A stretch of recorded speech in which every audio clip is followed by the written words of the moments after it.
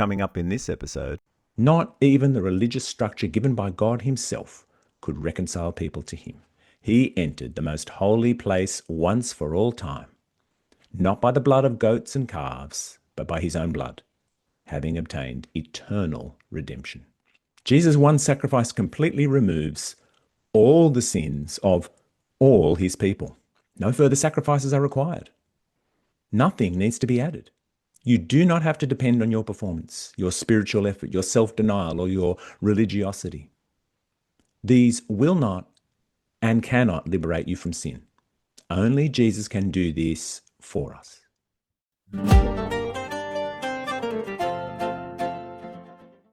A bonus episode from Certainty for Life. In my last video, we saw that the reason Jesus died was to give his life to ransom many from sin. However, how did he take the place of his people? People die every day. Ordinary people, kings, queens, presidents, and even religious leaders. However, none of their deaths achieve anything for anyone else. How is it that Jesus' death can be of benefit to us? To answer that question, we need to consider the religion of the Old Testament people of God, the Israelites. Around 2,000 years before Christ, God spoke to Abraham, declaring that he and his descendants would be blessed, and also that all people on earth would be blessed through them. Abraham's descendants were the people of Israel. That is why Jesus was sent to be born an Israelite, for through Jesus, the son of Abraham, God's blessing of salvation comes to all people in the world. The Israelites were therefore God's special people. God would be with them and bless them as long as they continued to serve him. However, the Israelites were sinful people. Like all people everywhere, they continually fractured their relationship with God by rebelling against him and failing to obey him. So to deal with their sin, God instructed the Israelites to build a special meeting place that would eventually become the building called the Temple in Jerusalem. It was from there that God was present in the center of his people. In the temple, the people of Israel could approach God to make peace with him. However, how could they approach God when they were sinful, unforgiving, knowing that sin deserves death? In the temple, God provided the solution. Animals would be sacrificed in their place. The writer to the Hebrews states, "According to the law, almost everything is purified with blood, and without the shedding of blood, there is no forgiveness." Money, crops, goods, nothing else was an acceptable substitute. Life had been forfeited, so a life must be paid. So instead of the person, it is the animal which loses its life. Therefore, every day Israel's priests would need to offer animals before God in the holy place in the temple. It was necessary every day because, just like us, the sin of the people of Israel was never-ending and constantly needing forgiveness. However, once a year there was a special sacrifice. On that day, the Day of Atonement, or Yom Kippur as it is called today, the high priest would go beyond the holy place where regular offerings were made and enter through a curtain into the most holy place. Inside was the symbolic throne of God. Before God, this priest would sacrifice a bull and a goat for the sins of the entire people of Israel. In this action, God's judgment would be turned away from his people and onto the animals being sacrificed. This would make atonement for the sins of Israel, restoring their relationship with God. 1 year later, the Day of Atonement with its sacrifice would be repeated, and again the following year, and the following year, and the next, and the year after that. But this yearly recurrence of the same sacrifices only demonstrated how ineffective they were. Again, the writer to the Hebrews. Since the law was only a shadow of the good things to come, and not the reality itself of those things, it can never perfect the worshippers by the same sacrifice they continually offer year after year. Otherwise, wouldn't they have stopped being offered, since the worshippers, purified once and for all, would no longer have any consciousness of sins? But in the sacrifices, there is a reminder of sins year after year. You see, if their sins had been permanently forgiven by them, those sacrifices, there would be no need to return. In fact, the very repetition of those sacrifices reminds them that their sins remained. But the writer points out another reason why these sacrifices were an inadequate substitute. for it is impossible for the blood of bulls and goats to take away sin. If I was sentenced to jail, I might request that another person could take my place and serve my sentence for me. Even though the court would rightly insist I should be punished for my own crime, at least I could argue that the exchange would be human for human, like for like.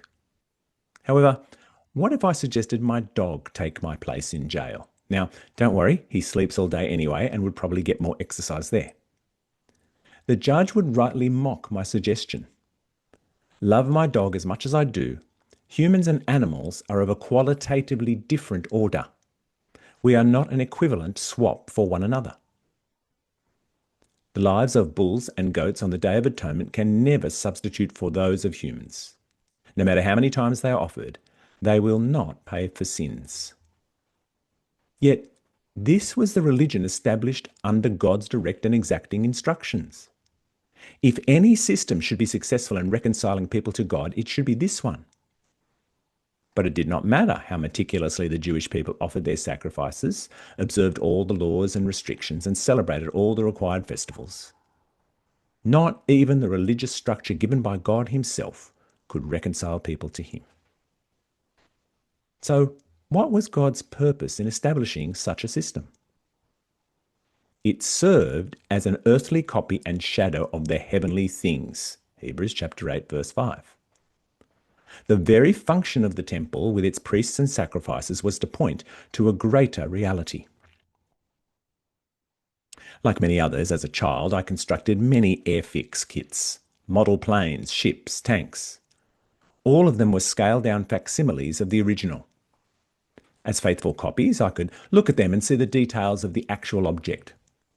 One day, when I saw the real thing, I could recognize it and identify the details that were reproduced in the model.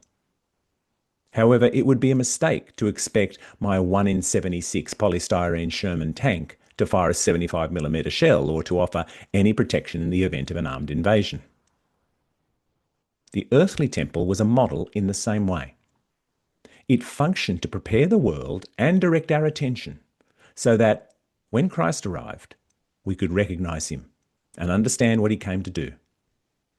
But it could never function in the way the real heavenly temple did before God. The earthly temple was a model of what people needed to have their sins forgiven. They needed a life sacrifice to be brought before God. But animal sacrifices were never intended to achieve forgiveness. Instead, their very purpose was to point us to the effective sacrifice of Christ. But Christ has appeared as a high priest of the good things that have come. In the greater and more perfect tabernacle, not made with hands, that is, not of this creation, he entered the most holy place once for all time, not by the blood of goats and calves, but by his own blood, having obtained eternal redemption. Jesus' work was not to offer a sacrifice in the temple in Jerusalem. He appears before God face to face in the real heavenly, most holy place. Neither does he bring the ineffective sacrifice of animals. Instead, he offers his own life, and with it, he redeems the people of God. To redeem is like paying the ransom we considered in a previous video. It means to purchase someone out of bondage or obligation. The word redeemed was used in the context of slavery to describe paying the price to secure a slave's freedom. As we saw in the last video, the value of Jesus' sacrifice is so great that with it he buys back God's people eternally. It means that, unlike the animal sacrifices, his does not need to be repeated. His forgiveness also lasts forever. Jesus' sacrifice is once for all time.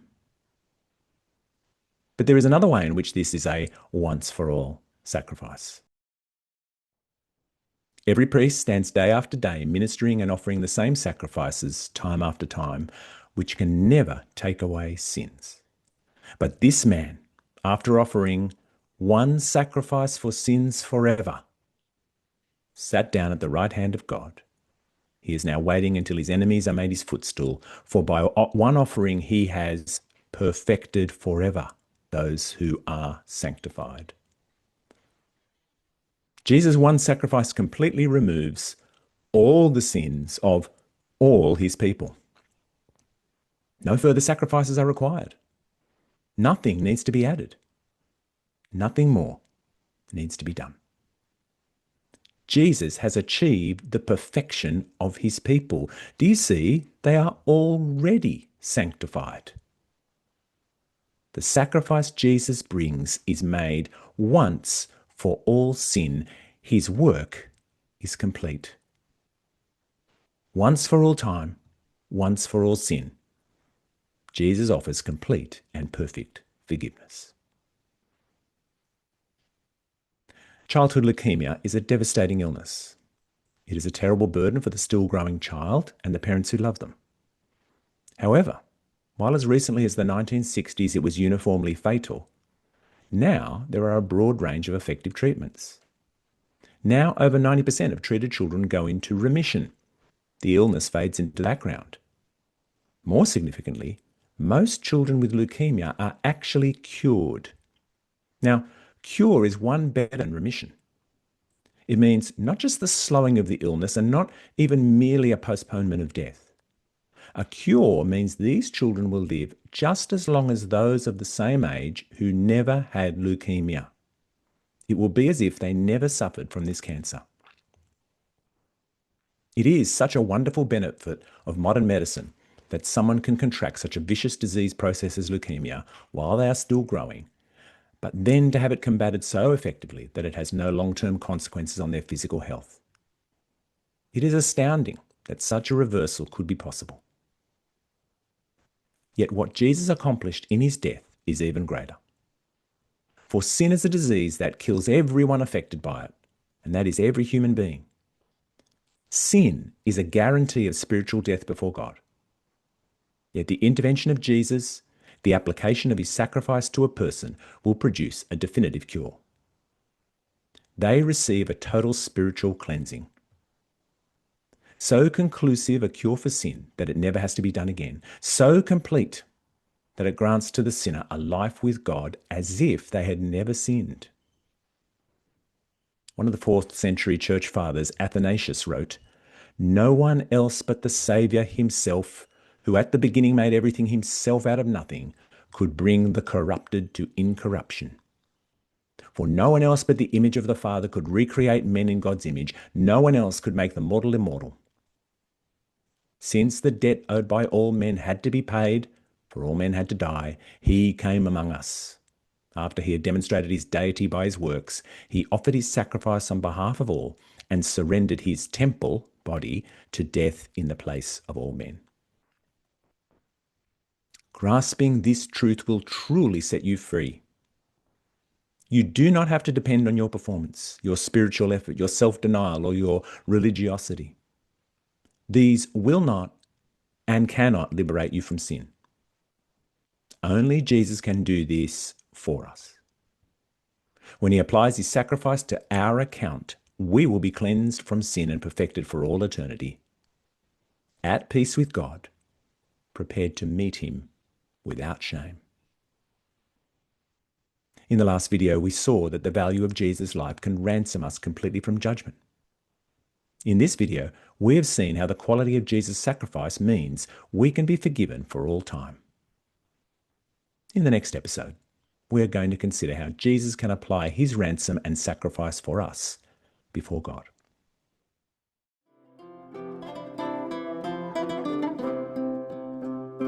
My hope is built on nothing less than Jesus' blood